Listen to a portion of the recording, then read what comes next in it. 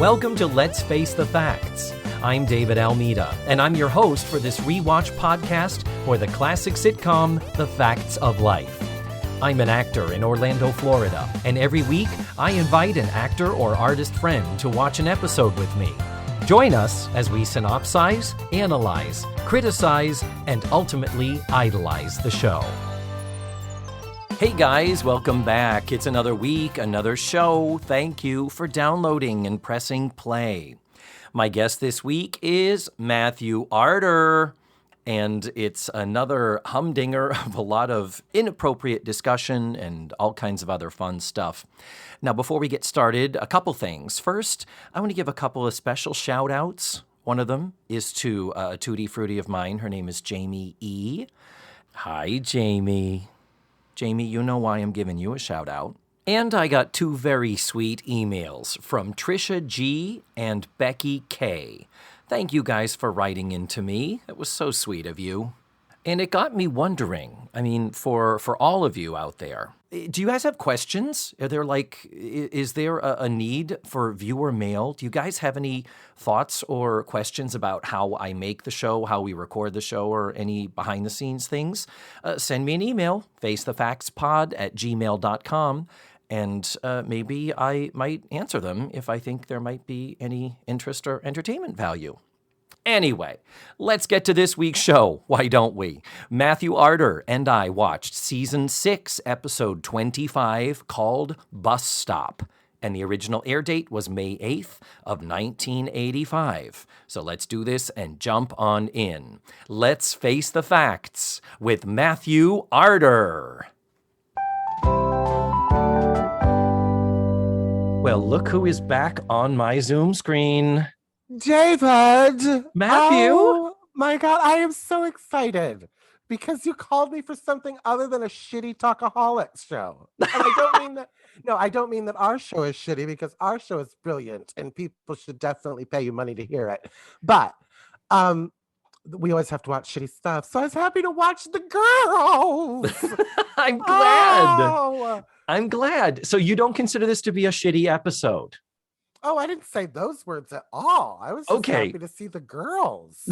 I'm glad. And honestly, it's good to see Mrs. Garrett again, too, to be back here with Mrs. Garrett's grand return to the show. She hasn't been here in 4 weeks? For a good 4 or 5, if not. There were 6 episodes, I think she did. Bitch took 6 weeks off of work. Yeah. Left early. As I like to think of it, this is a landmark episode, Matthew. And that's why landmark episodes always need you to be here to navigate with me. I just wish I had gotten time to do my usual lightning service of background work. But that's going to happen in 2 episodes, David. We're about to burn Edna Animals to the ground. This is essentially the final narrative Edna's Edibles episode. Next week, we have the interview show. And granted, Mrs. Garrett does conduct her interview inside the store. That's a whole different show. This is our last narrative story at Edna's Edibles, and we do not have any clue what is coming. Do you think they did? Do you think they had any idea? I don't know, but that just makes me think about how they say, you never know when it's your last time doing something. Mm-hmm. Stupid things. I don't remember the last time I slept in my own bed in my parents' house. I didn't even think about it. Yeah. It's very weird because, particularly with the interview show coming up, and as I've been harping on all season, the whole thing of them broadcasting the episodes and shooting them out of order, the interview show next week, the season finale, is actually number 12 that they shot. Of 25 episodes, it was the 12th episode that they recorded. Then you need to look up what was the last episode they recorded, because that would be the one to ask the question, did they know that Edna's Edibles was going to burn to the ground? Or did they know? I don't think they did, because Edna, I don't think, had decided she was going to leave yet. Had she? I think she was starting to feel out whether she could step away or, be less involved. But yeah, last week was the final show taped for the season. It's Lonely at the Top, which is just it's like any other episode. Blair's dad's around. So they went on vacation and wouldn't see Charlotte again until they came back. When she left 6 weeks ago, correct. We weren't going to see her for another 6 or however many weeks the summer is. Yeah, it was. Yeah, we've done 20 episodes together, girls. Peace out. And she's gone for the final 6, and then they go on hiatus. And it's fascinating to me, if they had taped the interview show last or towards the end, that would indicate to me that they were thinking, this could be the series finale. Like, we don't know that we've been picked up for another season. And we don't know if Edna's going to stay. Exactly. So I feel like the interview show, if I'm remembering it correctly, I haven't watched it yet for this. In my brain, there's a sense of, couldn't the interview show have been the end of the whole series? And couldn't that series just hit me, David? That couldn't? Because now it's becoming the over our heads era. And a lot of people say that that's when it jumped the shark. Mm-hmm. Even though season 9, I just read somewhere, season 9 were the highest ratings of the show. Like, it was still the most watched episodes anyway. Yeah. Oh, yeah. No. The network wanted to keep it going. They wanted a 10th season, and it was the girls, I think particularly Mindy and Nancy, who were like, come on, we're done. Come on. Yeah. But a lot of people say that that's when it jumped the shark for them. Mm-hmm. Yeah. So, some people do say that. Some people do. Yeah. What a great final episode that would have been. Had the series ended with the interview show. And that's just it. You hear these stories like Community was critical darling, just wasn't pulling in the ratings that satisfied the network. So I feel like Community had 2 series finales, and then it still went on. Like, they would still get the phone call late that, remember how we told you we weren't picking you up again? We're picking you up. And they're like, but we ended the show. It's what the fuck? And so I get that sense. I'll have a better idea, and I'll talk about it more next week when I actually do watch this whole show in its entirety again. But right now, this is really interesting because at this point, this is Charlotte Rae's final show that she recorded. They were like, okay, you're taking off the last 6 episodes for the season. Natalie's got to graduate. You need to be there for this. So they did have the foresight to go, let's get the Natalie graduation episode taped and done before we lose Charlotte. And and the other bigger question is, at this point, when they went to hiatus after season 6, did they know that Over Our Heads was going to happen? Did they think we might be back? And we might be back as Edna's Edibles? Was it later that someone said, well, if Charlotte's leaving, maybe we need to mix it up? Was Charlotte Rae's decision to want to step away, is that what drove the Over Our Heads to be more youthful? Or was that storyline what pushed Charlotte Rae, was like, this is getting too young for me. I look ridiculous in this set. Like, in her head, I didn't think she did. It never dawned on me, but like, and these are the questions I would ask people. It's too bad Diana Eden came in now when she did. It would have been nice if she had been there a little earlier, because that's something that none of the background documentaries behind the scenes is. No one really, I don't feel, has satisfactorily explained to me, why did we not just stay in Edna's Edibles? Was there the need to do the Over Our Heads thing? I think as the 80s went on is when the looks, the set decorating, I think they looked at it and were like, this is early 80s set. Mm-hmm. And we're looking at everything. This is when malls started to change, David. And I'm loving that she goes to a mall, because I want to bring that up. That's when malls started to change their decorating from the dark and the brown to skylights and white floors. You know what I mean? Like, the mall of my early 80s was dark. Like, it was brown and gray floors and smoking inside. Can you imagine? Fucking, I just bought this new dress. I know it smells like smoke. Can you imagine? Because I bought it at the mall where people fucking smoke at Sears. Fuck, can you imagine? But so I wonder if that's what pushed Edna, like Charlotte's choice. She's like, okay, me in a Spencer Gifts, for Christ's sake, come on. Yeah. And that pushed her. But I agree with you. No documentary has satisfactorily discussed little details that I would like. That's why I forwarded you the information about how to book Blair Warner. If we could raise $10,000 on the Patreon, we could get Lisa Welchel here to tell us. That's an in-person fee. If there were every website to book her said virtual. I got fee, a spare bed. Please contact. How fucking dare you? She's staying here with me so I can just look at her and stare at her. It's literally a chicken or egg thing. Was it Charlotte Ray's impending departure that made them say, we need to change the aesthetic? Or was it, we're moving to Saturday nights, we're going to be with 227 and give me a break? And Golden Girls hasn't started yet. We're about to launch Golden Girls. So they didn't really know, was it the idea that, well, let's have this kind of younger show to kind of balance the older show? But keep Cloris Leachman, we won't just get rid of Charlotte Rae. We'll bring in someone else eventually to replace her as the elder of the cast. But yeah, if anybody out there knows Tutti Fruttis, I know we've got some even diehard fans than you and me, who may know this or may have read this. But yeah, Charlotte Rae didn't, even in her memoir, she talked about her desire to eventually leave the show. But we don't know if this 6-episode absence was just a trial run. And did they come back to her and said, no, we want you all of season 7 completely. We'll deal with you leaving after that. We don't know. These are the questions I wanted to ask Diana Eden. But like, obviously, if you asked me what I did on this first day 30 years ago, I'm going to be like, I didn't remember. It was, I went to work. That's what I did. Yeah. But like, I want to know, were you in the room when Charlotte announced, I'm not coming back? How did she announce it? Okay. Next question. Yeah. Did they know? Were they already, did you see a script? So like, were you like, oh, I'm thinking about Edna's edibles. And they were like, everybody come to the meeting.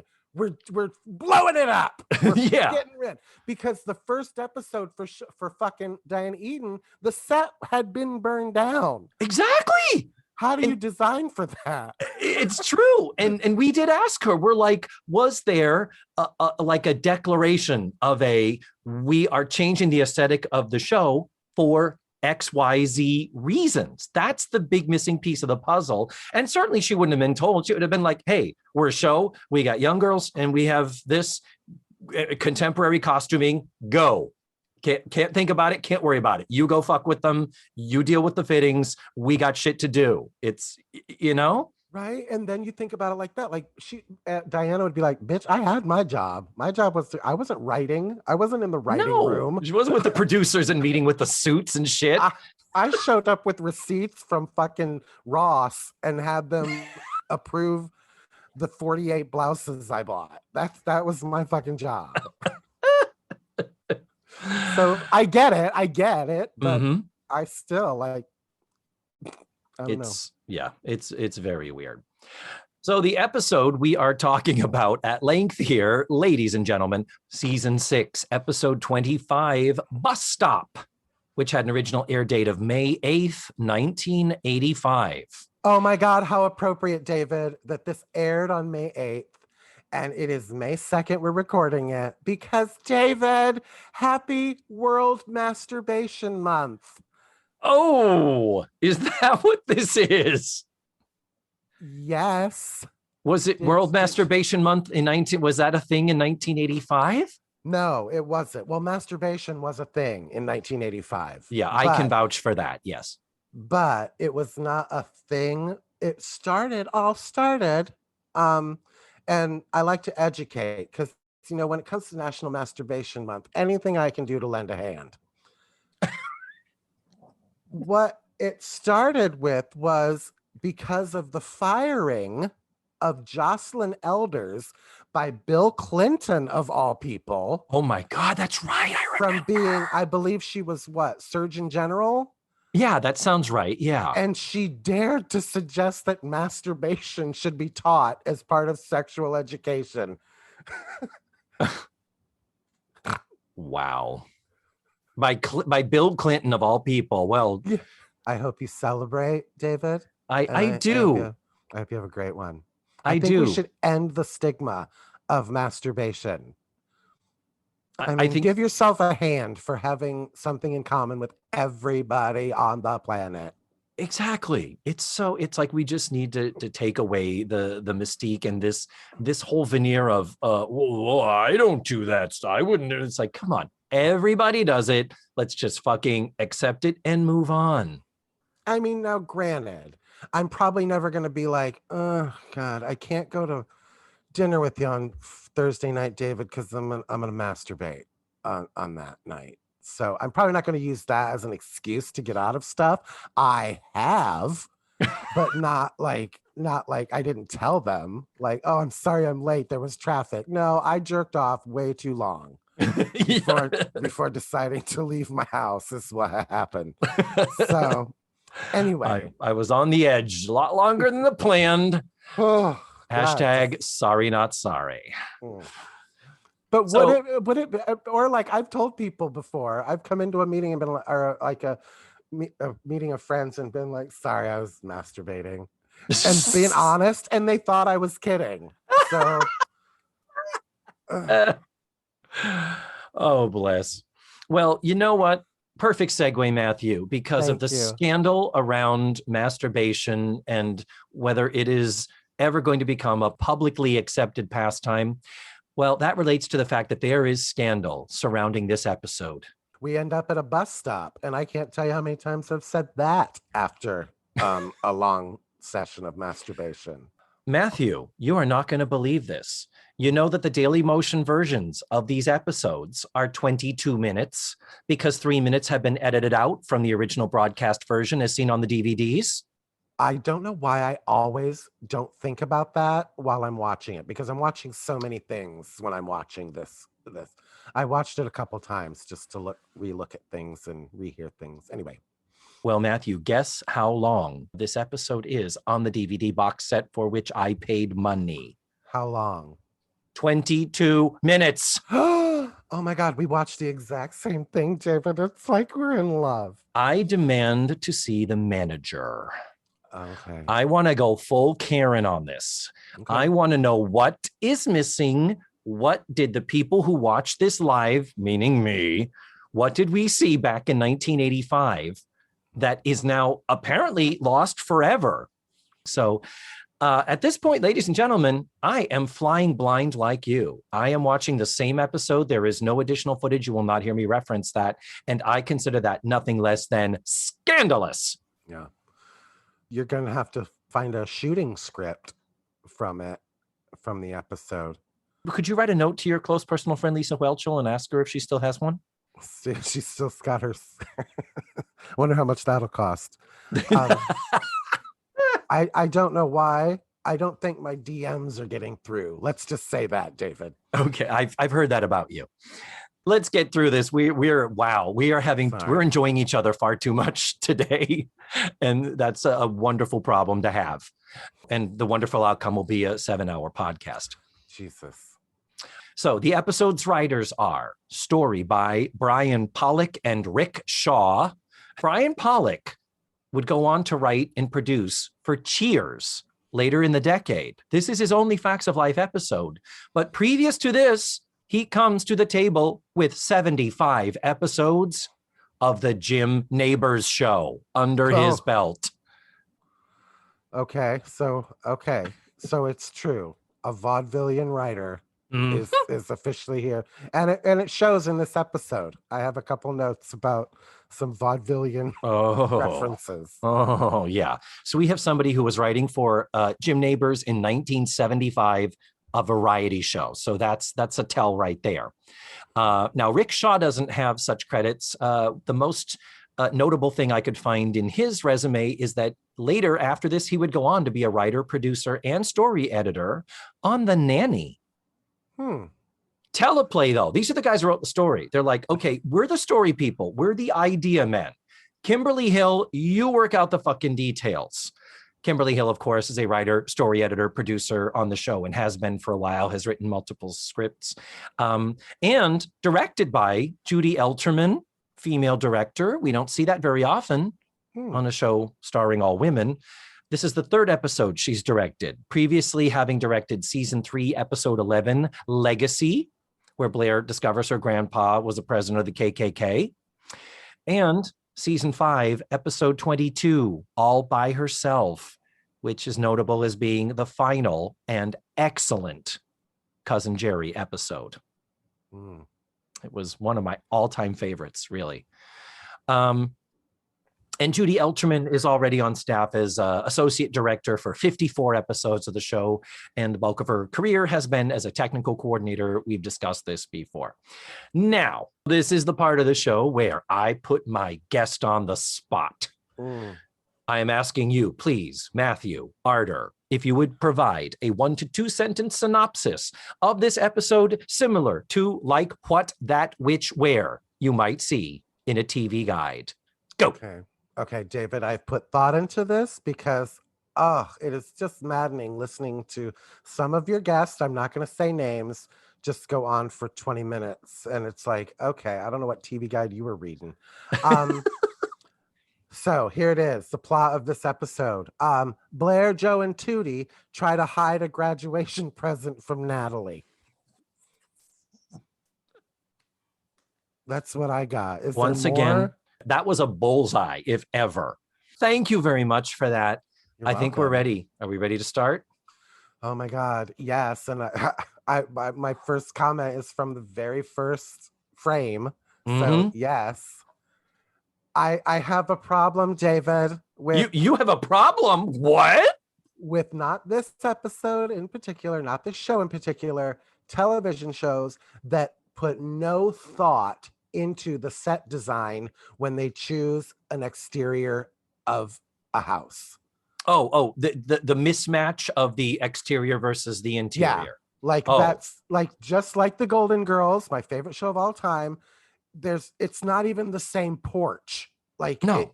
So it just that kind of drives me crazy that they wouldn't decorate that set to look like what is the house porch on the house that we like? Mama's Family did a pretty good job. Family did a pretty good job. But like fucking A, this is not Edna's Edibles.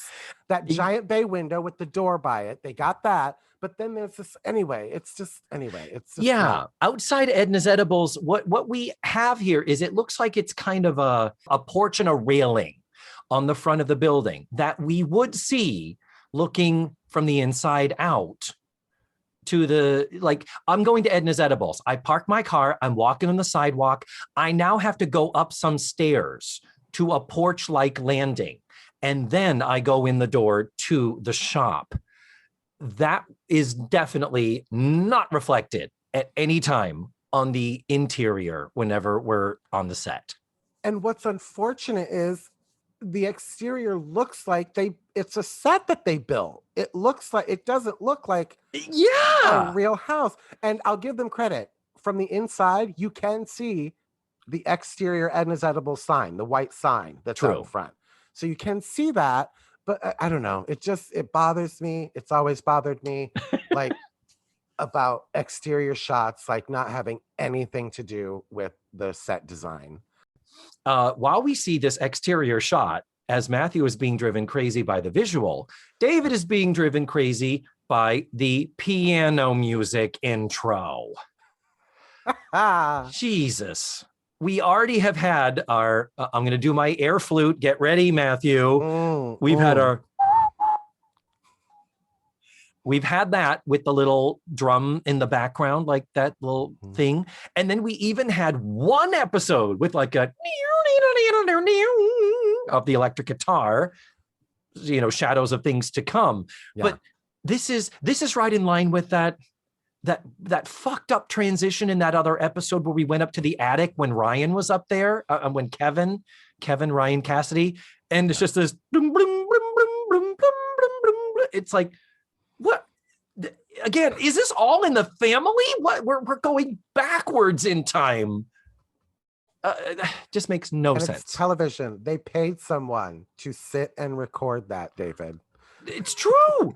It's true. When other episodes directed by, granted, this is Judy Elterman now, but other episodes some of them directed by Boab, some of them directed by Collada, where sometimes we have it, sometimes we don't. And my thing is, for the quote unquote syndicated version, that would be the first thing I would chop off. I would fade into Joe sanding the bookcase. And that is not a euphemism. No. So yeah, let's get to it here. So finally, we get into the store, and Mrs. Garrett, Tootie, and Joe are sanding down a bookshelf. Mrs. Garrett has a textbook in her hand. She's kind of trying to multitask, a term that I don't think really existed much in 1985. But to the show's credit, what this is telling us is Mrs. Garrett is preparing for finals, because we are continuing the through line that Mrs. Garrett has gone back to school. Yeah. She was continuing the through line that Mrs. Garrett was able to be accepted to an Ivy League school. and then go off on her non-honeymoon, come back, leave again for 4 days that we don't know why she left last week. And it's like, wow, you spent a lot of time out of town. No wonder you got to cram and hit the fucking books. But yeah, so the college students, Blair, who comes into the shop later, along with Mrs. Garrett and Joe, it is clear it is finals time. We're at the end of the semester. Hence, we are sanding down this bookcase to, I guess, refinish it. We don't really necessarily explicitly talk about it, but Natalie's gift is, for Natalie's impending high school graduation from Eastland, is that they have bought her a set of encyclopedias. Yeah. And when you buy a set of encyclopedias, Matthew, of course, you buy a piece of unfinished furniture that you have to strip, sand, polyurethane, and stain, not in that order necessarily. It's like, okay, that's a very generous enhancement to an already generous gift, wouldn't you say? It is. And I took the idea that Joe built it. Oh. That's what I took away from why they were sanding it, and it was like that, was that Joe had built the bookcase. I don't know why. Again, like you point out, they didn't say either way. Yeah. But yeah, I in my head, they built that. Honestly, that is possible. I can't say there's anything in the episode that contradicts that. Sure, why not? So my note was, when did any of them learn woodworking to the point where they could build that? And is that why they finally kicked Ryan out of the attic? Because they needed to open up their wood shop. Because where the fuck would they be doing this? And Joe, I thought you were building the big float last week with the gigantic lion head and the tongue and the girl. You got a lot of time in your hands. Right. Blair's supposed to be the artist here, right? So suddenly Joe knows how to build a fucking decoration for a float. Anyway. But so, yeah, I was like, Jesus Christ. Oh, let me guess. Mrs. Garrett was a woodworker to pay her way through middle school or something. I was a lumberjill. But what this is sort of used as a device to reveal is somebody says, this is going to look great in our room, and Natalie will really appreciate having these for her studies. And then someone else says, well, if she stays, if she even goes to Langley, and they're like, what? What do you mean? She has to go to Langley. That's impossible. And Tootie's like, she's my best friend. She didn't say anything. What do you know? And it's like, okay, Natalie is graduating in 3 days. High school was a long time ago. I'm perfectly aware of that for me. Was it just when you went, was it just in the one room? It was, yeah. Mrs. Wilder was really kind. Occasionally her husband, Almanzo, would bring their baby Rose if she left her little metal pail bucket lunch at home. I was just going to ask about your bucket lunch. But, okay. So yeah, high school was a long time ago. And if I recall, by the time graduation rolled around, we knew what colleges we had been and had not been accepted to. And we had pretty much made those decisions, and you needed to have made those decisions. Like, You didn't go to your high school graduation with a, I'm figuring it out. I don't know. I'm still waiting for a letter. It's like, no. By the time high school graduation is happening, you know what you are or are not doing educationally. Am I right?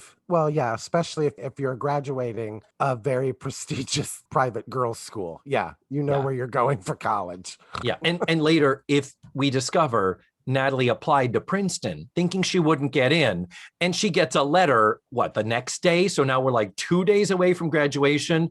Hey, it's Princeton. Want to come and study here? We totally aren't coming to you because some people turned us down and some slots opened up.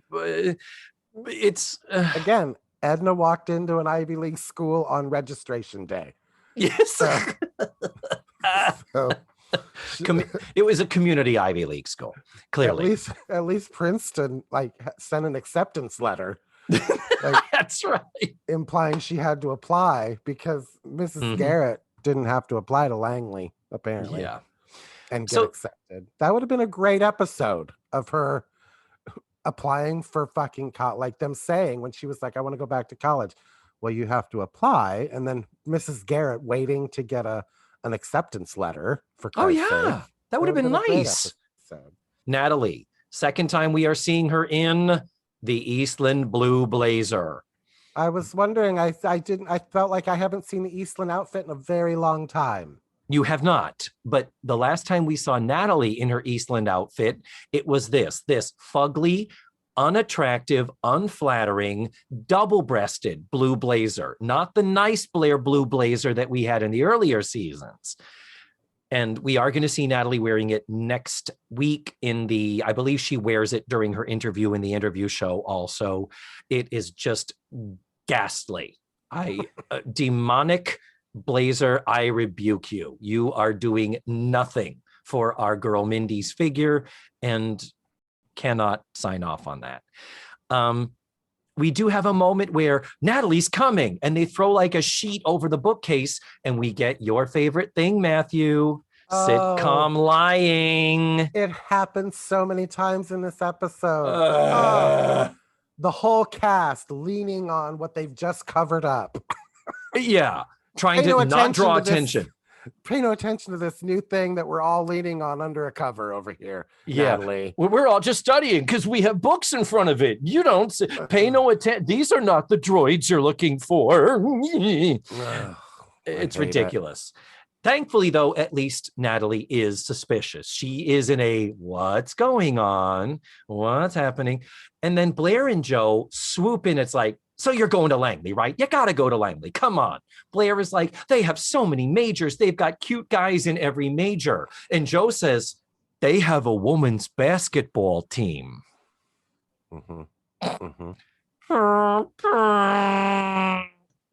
Yeah, that's a selling point for a certain type of a lady with more than a hint of mint.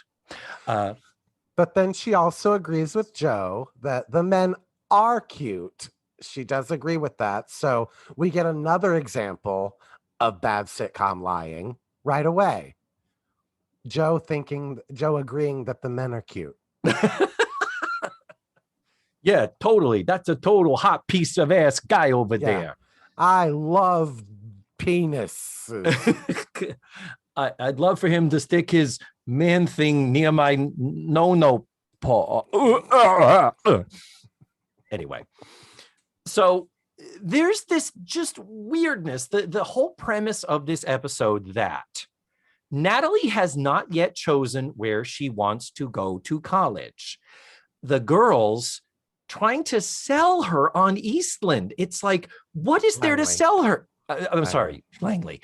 And it's like, what is to sell? She has been living with the two of you for the past 2 years. She even took a course there. Remember, back when she was in high school, she got the approval. She's been a fucking student there. What is it about the school that you think she doesn't know or understand that might inform her decision? Jesus. Okay. All right. Okay. Fair point. Okay. So we've got that going on. Two big problems right here out the gate. the door sign on Edna's Edibles is turned to closed. The store's closed. What? I didn't even notice that. What the? So I noticed it because I was like, oh, this is gonna piss David off. That they're using the store, not the house portion where they live, No. to do this. And when Natalie comes in to come home, she comes through anyway. Oh, sorry. That's The unlocked store door. Yeah, that's in this scene. Yeah, after they've thrown a sheet over the bookcase, and Natalie's not like, what's going on? Nice sawdust on the floor. I hope that doesn't get into the fucking food. Yeah. I mean, next we have, I do not think any set has ever looked as poorly, shoddily thrown together as this. Do I lie? My note is, it looks like a high school stage production backdrop that they just dropped behind them. It is a painted backdrop of a mall, and they think it looks like a real mall. I'm speechless. And whoever designed it, it's like, what do they have at? Oh, travel agent. They put on the window behind them. It's a sign for travel agent. Like, did this person ever been to a mall? Like, oh, we need you to draw a picture of a mall. What the fuck is a mall? Oh, so there's stores there, and I guess, well, a travel agent and a dry cleaner, a butcher shop. Is that a mall thing? So it is so beyond preposterous that it's like they clearly ran out of money. They were like, look, we've already committed to bringing back the parents. We got Mitzi Hogue is in this show. That bitch is not cheap. For fuck's sake, here's $10. Go to a high school and get a painted mall backdrop. Truly, It's what it looks like. So in the middle of the set, though, is some type of wooden constructed seating area like you would see in the middle of a mall for someone waiting for other people to go shopping or whatever. That's fine. Yeah, I didn't mind that as much. So we get Natalie at the mall. Have we ever talked about a mall in Peekskill, Matthew? That's a good question for a super fan, because there are times, David, when I don't feel like a fan at all. Yeah, I'm the same way. I'm like, I think I know everything, and then I know nothing. Yeah, I had to leave a Golden Girls group because I didn't remember every single side character, their story, their full name, every line that they said. And it's like, okay, I can't, I'm sorry. I thought I was a fan. I'm not, I guess. But no, I don't know that they've ever talked about a mall, but she's talking about the 38 screen movie theater. And didn't we just lose the only movie theater, drive-in? Like, exactly. She acted like there was no other movie theaters to be found, but I don't know. So yeah, I was just thinking about malls and watching the two men in the background that I thought probably had to stand there for so long pretending to talk to each other. Like, as an actor, they were hired to stand back there and just mimic talking to each other. And he didn't know that person. They're just two actors that just met, and they're like, we're just going to have you back there talking to each other. But you can't actually talk because, sound. Yeah. But anyways, that's what I was focusing on. But yes, you're correct. It's a terrible set. It's a terrible set. And I don't know that we've technically ever talked about going to the mall. We've talked about the arcade. We've talked about going to the movies, not this particular movie theater. And then we had the drive-in. And don't forget, there was the episode where Mrs. Garrett was trying to deal with her level of discipline and control with Blair, with a little help from my friend's episode. Tootie, remember, was like, well, Natalie's not here. I'm going to go to see the movie myself. And Mrs. Garrett said, wait a minute, to see a movie. That means you're going to have to get on a bus and go all the way into this other city. And there's a movie. We've had them go to the movies here before. But we digress. Yeah.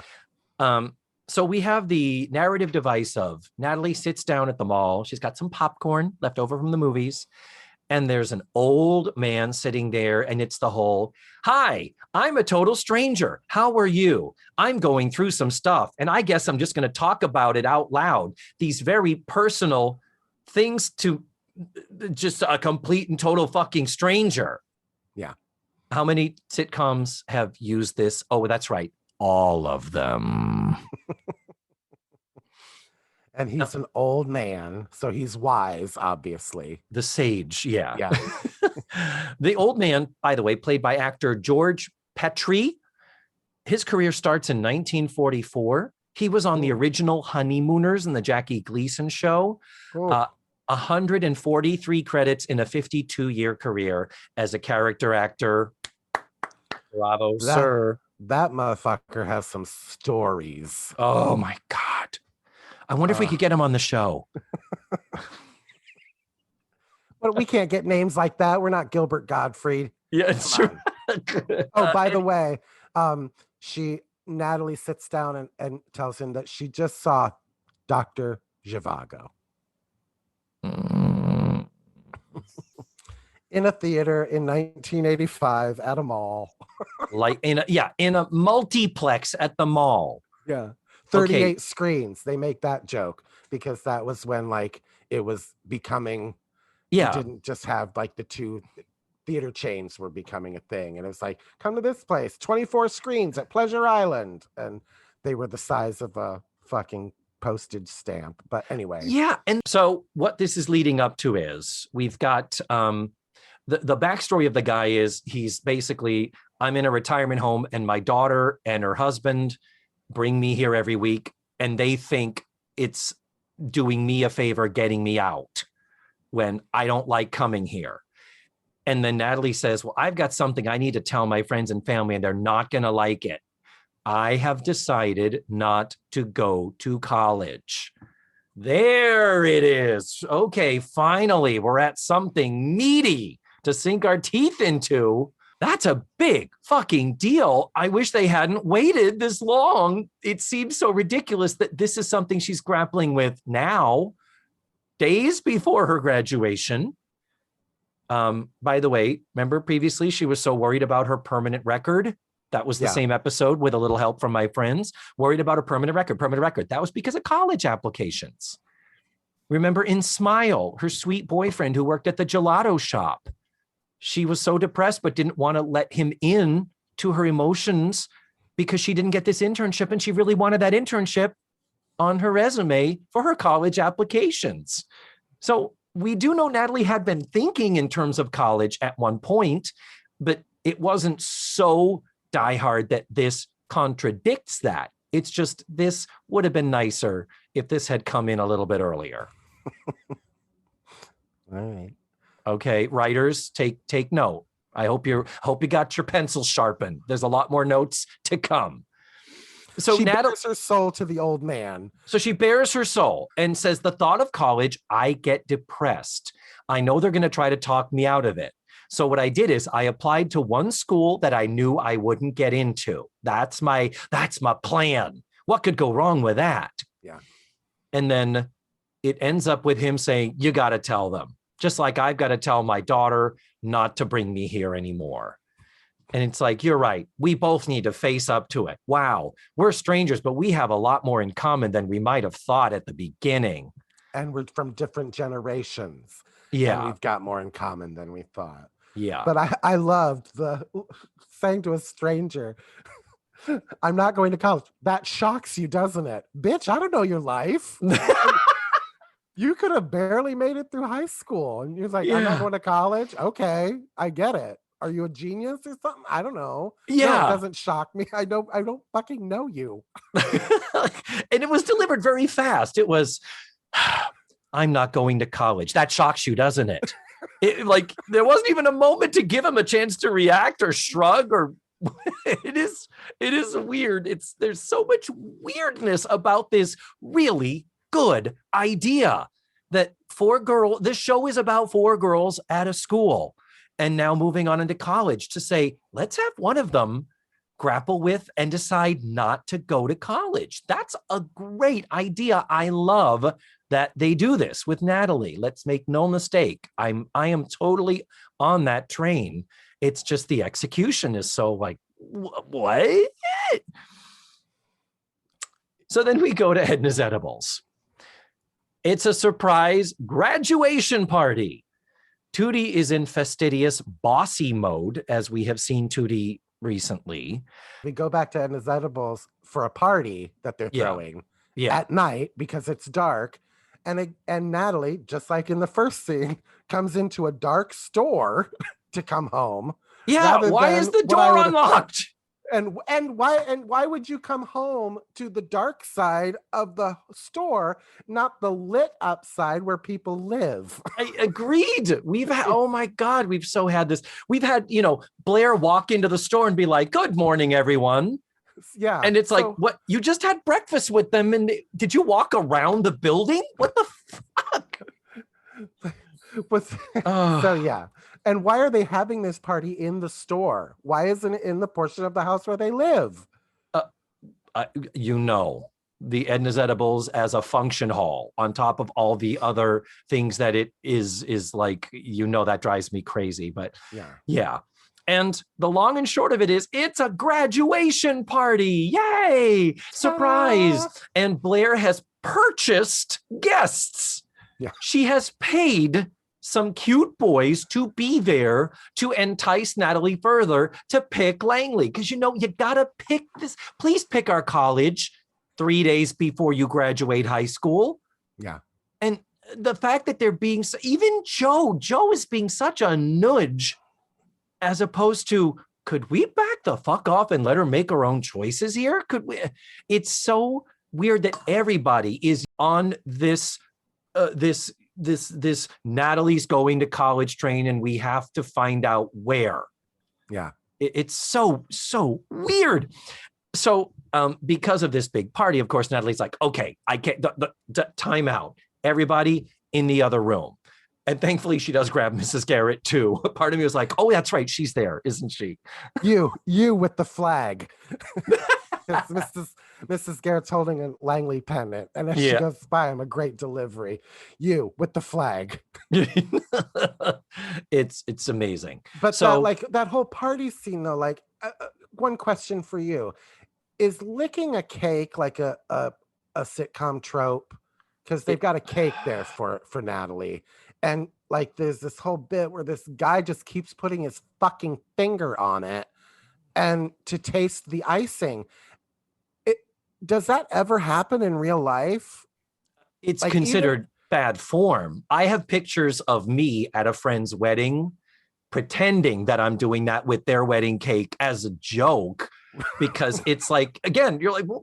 Don't put your fucking fingers in the food. What's wrong with you? I mean, this is the same generation that ate pretzels out of a bowl in a bar. I get it. At the Chug-a-Lug. At the Chug-a-Lug. But I was looking at that, and they make a whole bit about it, and it's some of Blair's greatest work is in that scene where she's talking to the guy who keeps doing it.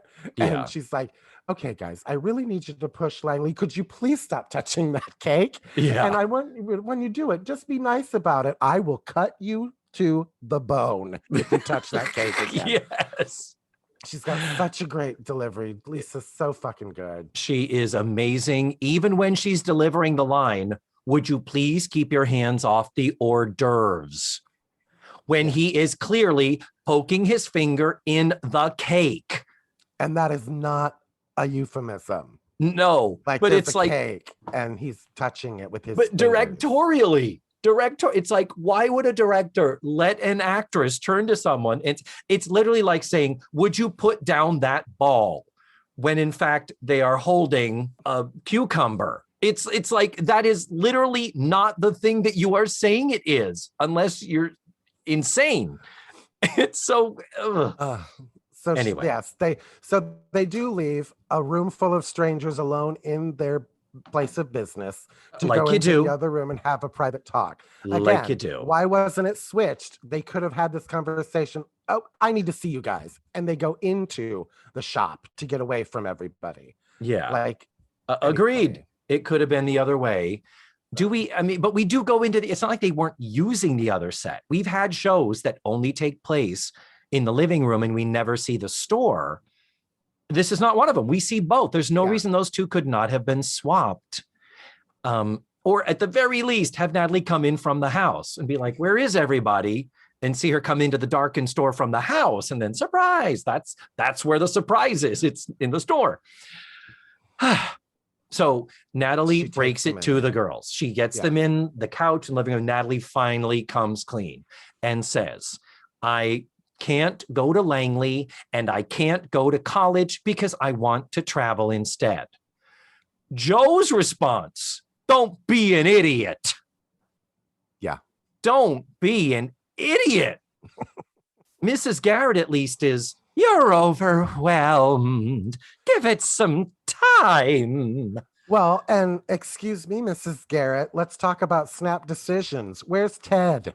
Yeah, where's your husband you were going to marry in the fucking week? Yeah. So take several seats, Edna, when it comes to talking to people about snap decisions at this point. Maybe 6 weeks ago, I would have listened to you, but no, not after the Ted debacle. Bitch, you get nothing. You got nothing to say. Yeah, and Blair and Joe giving your parents your consent to get married when they've gone on like 4 dates over a week. Yeah. While they're both visiting you. And it's like, you have our blessing to get married. It's like, wait, what? But Natalie, huh? You're not going to college. Well, Joe adds that, well, I don't know if this is going to change anything. You got a letter today, and it's from Princeton. This is when it is revealed that the one school Natalie applied to, operating under the assumption she would never get in, was Princeton. And she opens the letter, and what happens, Matthew? I can tell you I didn't get it. I got in. Yeah. It's that typical line delivery that she's, because you know how you like to talk while you're reading. I always like to do that when I get a letter from somebody. I always like to carry I'm going to tell you right away. I got in. Like it's not like it's a fucking Ed McMahon envelope. You don't open it and it goes, you got in. Like there's some reading. Yeah, you do got to do. Yeah, exactly. But it's like paragraph 2 when they tell you. You're totally right. They totally went for the laugh there for the whole surprise, because this is the moment before we go to commercial. Yeah. So when we come back from commercial, they are breaking down the party because apparently Natalie walked out and revealed this to everyone, said, well, I've decided I'm not going to college. And apparently this wasn't a graduation from high school party, Matthew. This was a, you're going to college party. And well, you're not going to, fuck this. I'm out of here. Right. and yet still made enough of a mess that there needs to be cleanup. Like, yeah, exactly. So apparently it was a hopping party at one point, I guess. I mean, but yeah. But this is the great scene where Blair steals this scene. I'm sorry. Blair steals this whole episode for me. Well, she's furious. She and Joe are furious with her. Her line deliveries are hilarious, though. And I laughed out loud several times because of Blair in this episode. Not only when she was talking to the guest at the party, but during this scene when Mrs. Garrett goes over and says, oh, she's just going to have to think about it. This better be good. Yeah. Mm-hmm. I wondered how many times Charlotte Rae has had taken that tone with the girls, like in person, because they fucking loved that woman. Oh, God, yeah. Like, I wonder how many times Mrs. Garrett, as Charlotte, had to sit Mindy down and be like, what are you doing? Yeah. This better be good. I wonder how many times they actually had those moments backstage. But when she's like, I want to see, you need to see the world. And Blair goes, oh, Natalie, that's a myth. Oh, God, the delivery and the moment she says it, she commits to it because there isn't a laugh right away.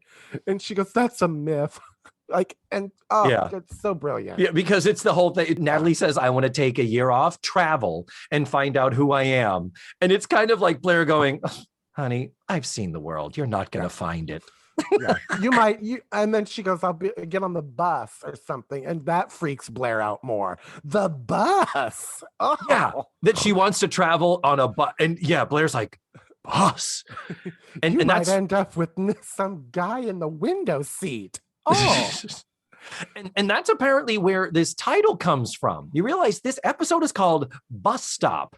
I would have thought if you said the episode called Bus Stop, I'm like, oh, is that the one where Tootie almost becomes a sex worker?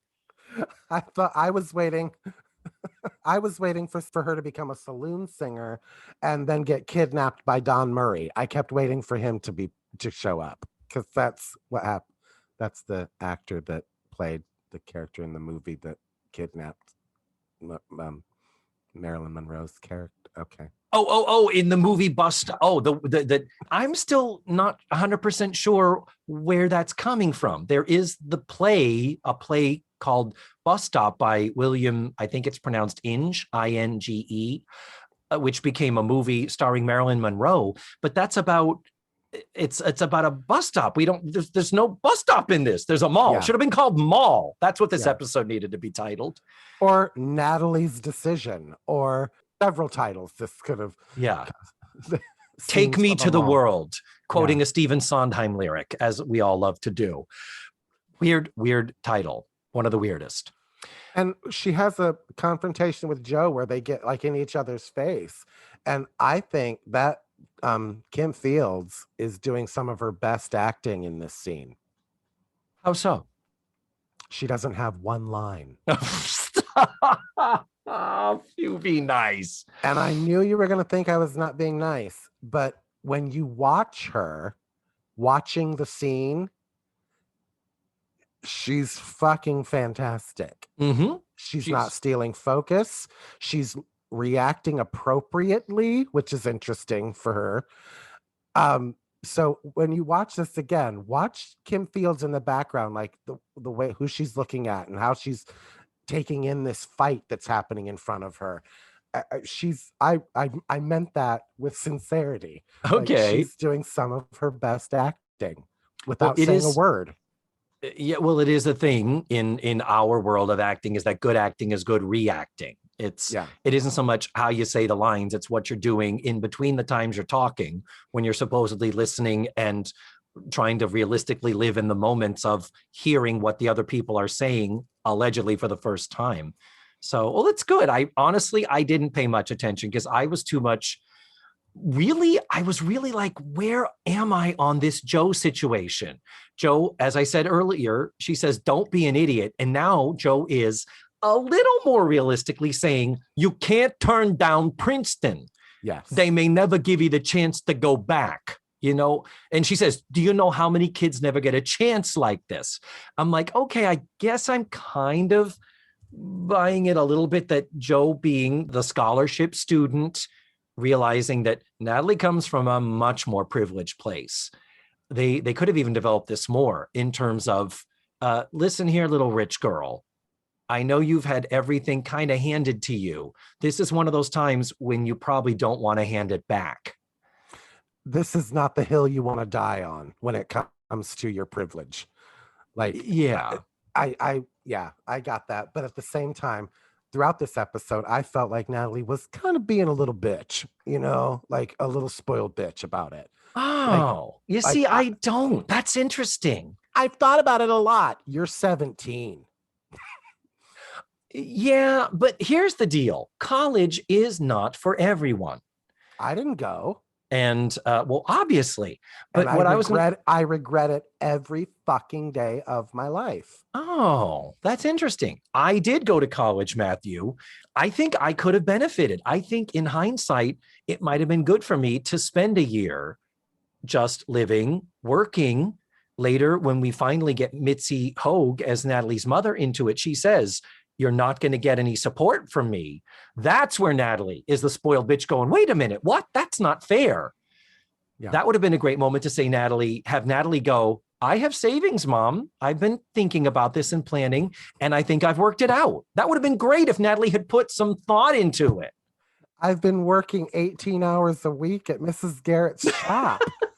I've got savings. I can take a year off. But Okay. the thing is, her parents probably haven't given her an allowance. They probably, I don't think it would be crazy for, now I had savings. I had some money at the end of my senior year from, birthday gifts from relatives and having a savings account that paid 6 or 7% interest in the 80s. Yeah. Hello. It's like that, I don't think is implausible. But back to this scene as it is. I guess I do get where Joe is coming from, but there's still a part of me that's like, if she doesn't want to go to going to college is not compulsory. And Natalie does say, I'm not saying never. I'm saying I just need time to wrap my brain around what I want to do with my life. I don't begrudge her that because I think I could have benefited from that. All right. That's just it's where I am. The only Natalie fault I can find is that when mom says we're not going to support you, and she acts like, whoa, what the fuck? Yeah, I didn't like that either. No, did not like that. That's a problem. That's a rewrite going in the time machine. So then we do go into the next scene where it's up in the bedroom, and this is where mom comes in. This is graduation day. Yes, Blair is moving the encyclopedias into the closet. Because, this gift does not apply if you're not going to college. You can't own encyclopedias. Fuck that.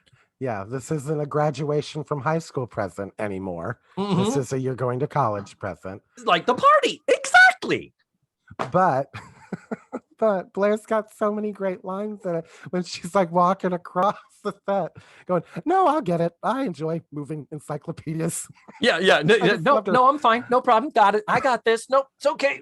Yeah. They finally offer her play. She goes, oh, now that I'm bad down to the Z's. Yeah. I love Lisa Whelchel. She is great in this, really and truly. And as Mindy a supporting Hogue, player, not pulling focus, just lending her support and doing awesome things with what she's given. Yeah, agreed.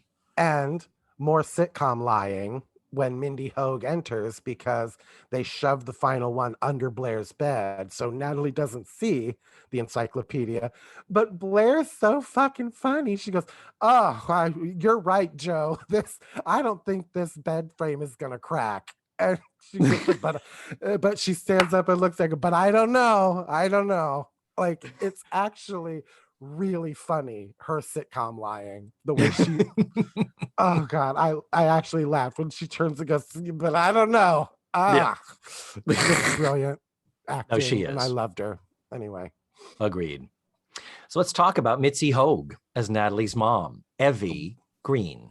The wonderful Dear departed, this is her third and final appearance as Natalie's mom. We never see her again. We saw her last year when Natalie's father died in season 5. And then 2 years before that, when Natalie decided to seek out and meet her biological mother.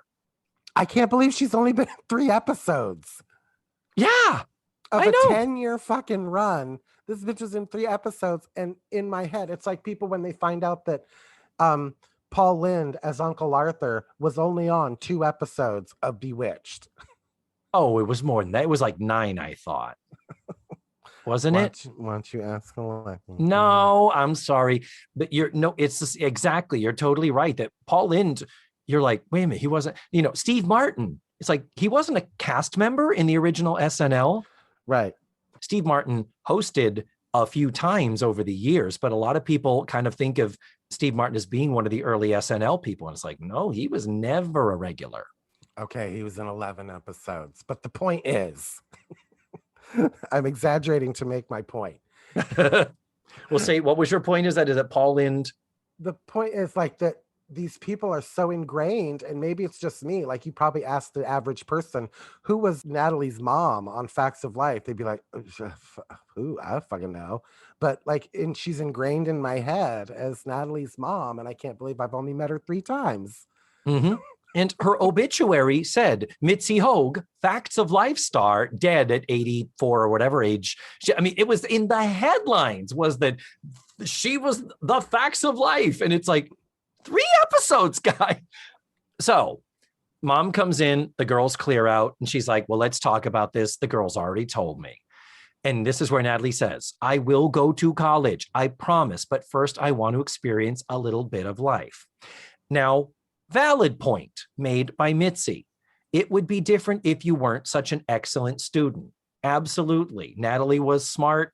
Natalie, as the writer, if she wants to become a writer, it does make sense. You go to college and learn how to be a better writer. Truly, I get that. I'll give the episode that. But then we get the mother going, this is one time when I can see more clearly than you can. Thank you. You don't understand this, and this is going to affect you for the rest of your life. No, it's not. You can take a fucking year off and then go to college. Guys, what the shit? What kind of upper class privileged white people bullshit is this that's being spewed as though it is chapter and verse? Oy.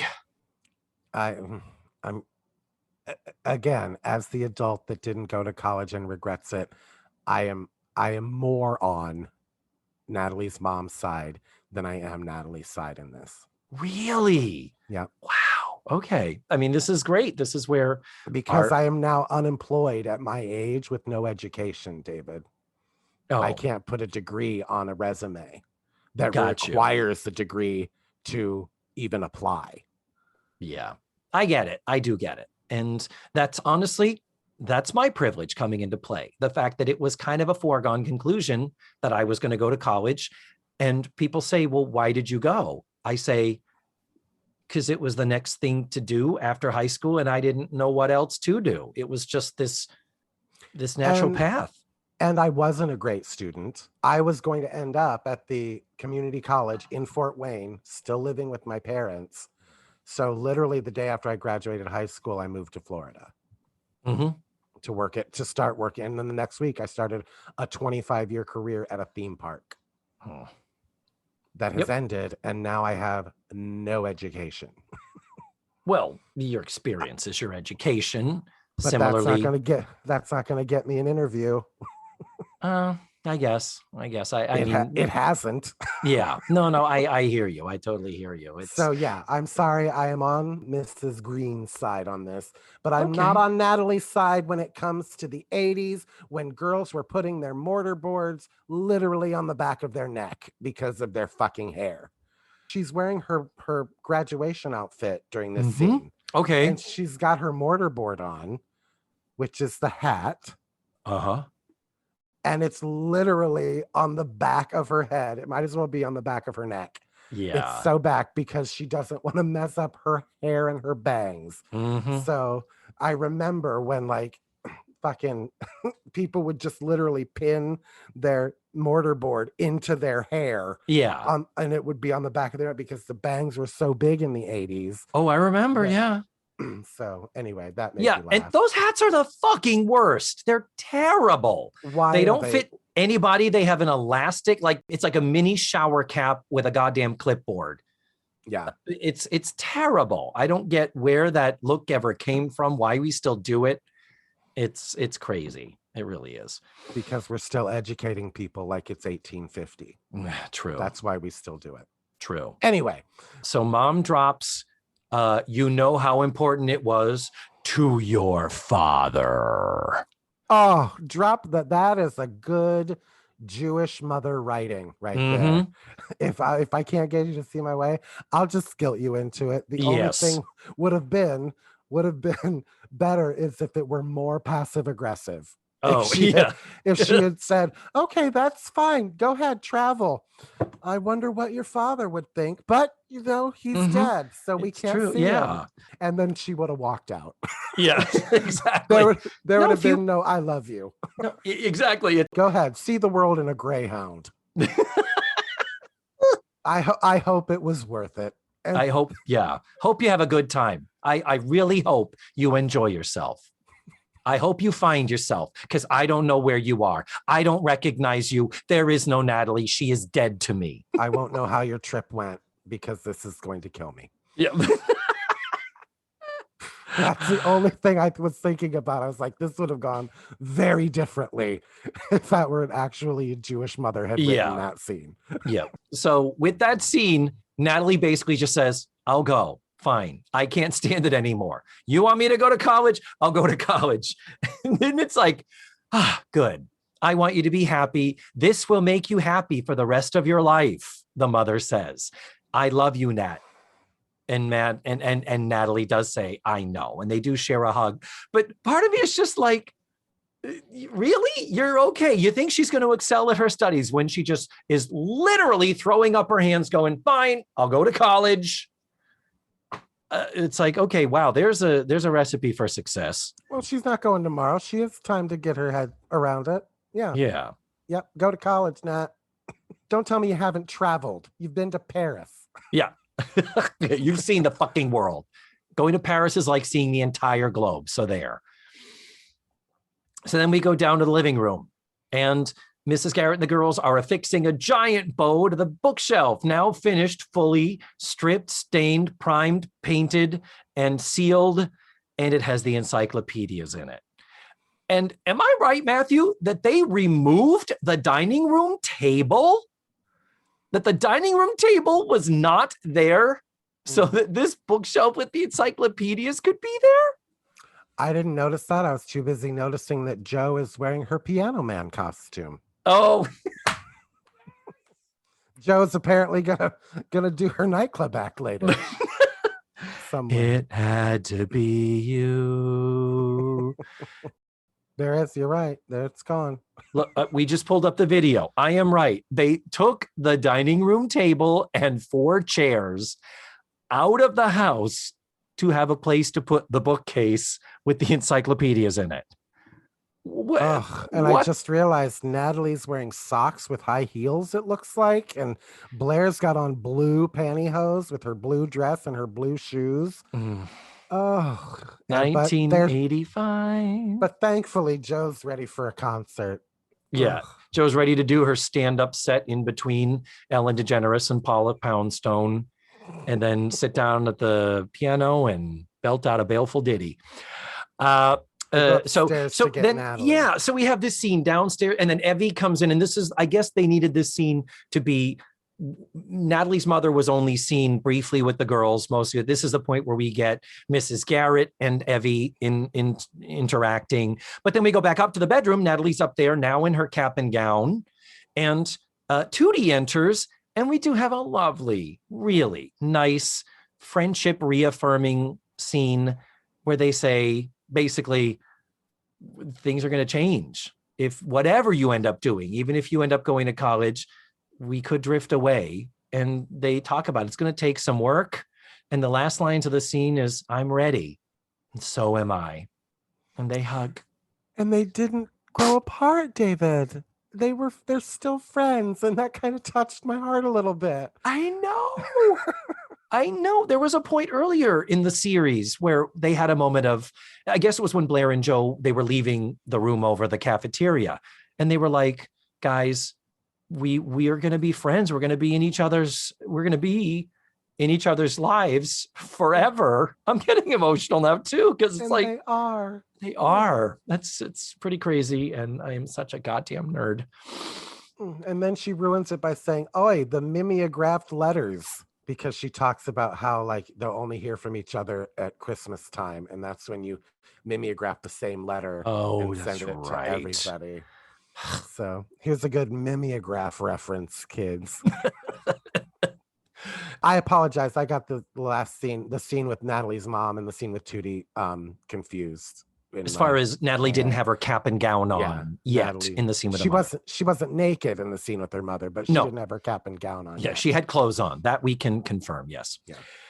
So then after this touching, nice Natalie Tootie moment, we come back down where Natalie comes down, and then I have something to say. It's a speech. It's like, I have a speech, a declaration to make. And she says, I can't go to college yet. Know how I said I would 3 minutes ago? Well, I'm back to the no here. But this time, I think I can explain why. And I'm going to quote this now. Matthew, I pulled these words out of the Transcript website. I've been going to private schools all my life, and I need to take time to look at where I'm going. My education prepared me for a world I haven't even seen yet. So I realized why. Then I realized it doesn't matter why. It only matters how I feel, even if it means I'm going against the people I care about the most. That was the worst part. I'm scared, but I know I have to do it. Well, I have a new monologue for when I go back to auditioning in person, Matthew. When I walk into the room, this is a slam dunk as far as I'm concerned, you know. Right. And after this speech, okay, Natalie, we get it now. Natalie's mother, you have my full support. Can I write you a check right now? Your father would be so proud of you. We all love you. Fuck Princeton. I hate that school anyway. It's like they turn on a dime. Yeah. That's what happens when you have 23 minutes to wrap up an episode. Yeah. Blair and Tootie and Joe almost in unison go, we're happy for you. Yeah. Mm-hmm. And then Natalie says, okay, give me my present. And they're like, but the present is predicated on you going to college. What do we do? Finally, she says, give me the fucking present or I will kill you. Yeah. I'm paraphrasing. Yeah. And they show her its encyclopedias and she says, it's beautiful. Guys, I love this. And they're like, but you can't take it with you if you're going to travel. And Natalie says, tell you what, I'll take the atlas. And whenever I get lost, I'll think of you. Yeah. And they say, close enough. And it's like, everything is all in good and right and true and pure in the world of the facts of life. Did you notice that Mrs. Garrett got the mother line and not Mitzi Hogue after she accepted and hugged?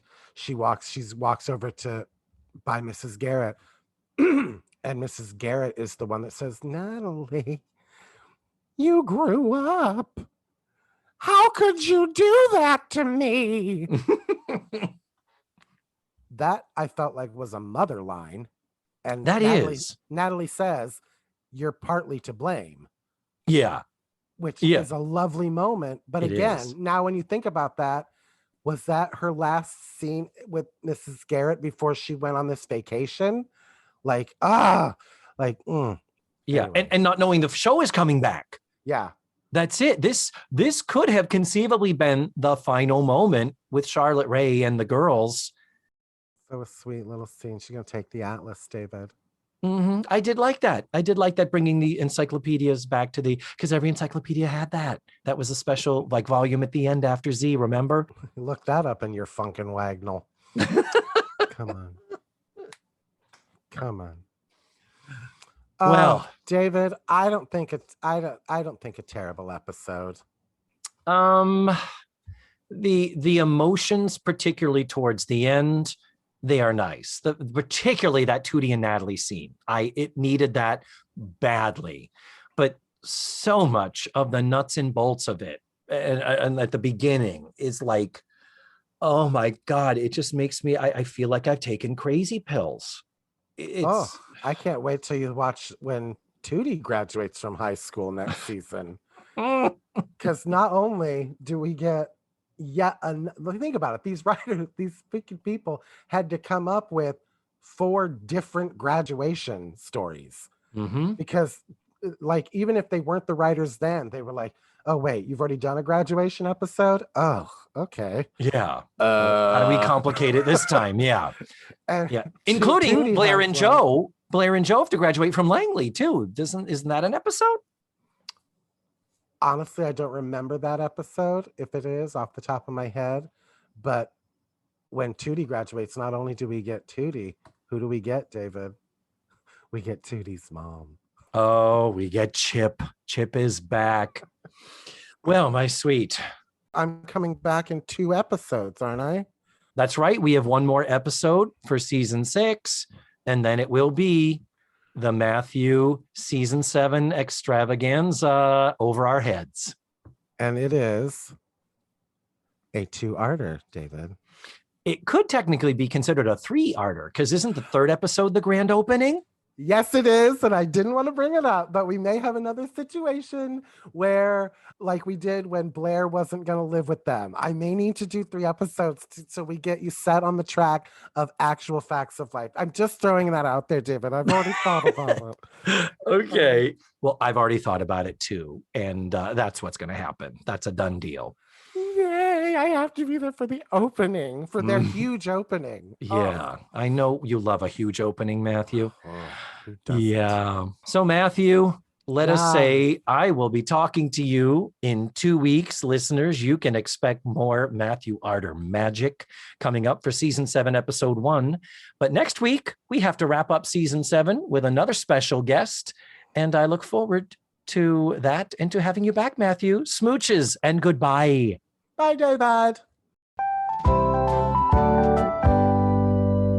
And there you have it. That was Matthew, once again, ever, as always. He's just Matthew. Next week, I'm going to be watching Season 6, Episode 26, The Interview Show. You can watch the show ahead of time for free at dailymotion.com. I'll post the link in the show notes and on this episode's webpage. That's all for this week. Thank you guys for listening. And remember, the facts of life are all about you.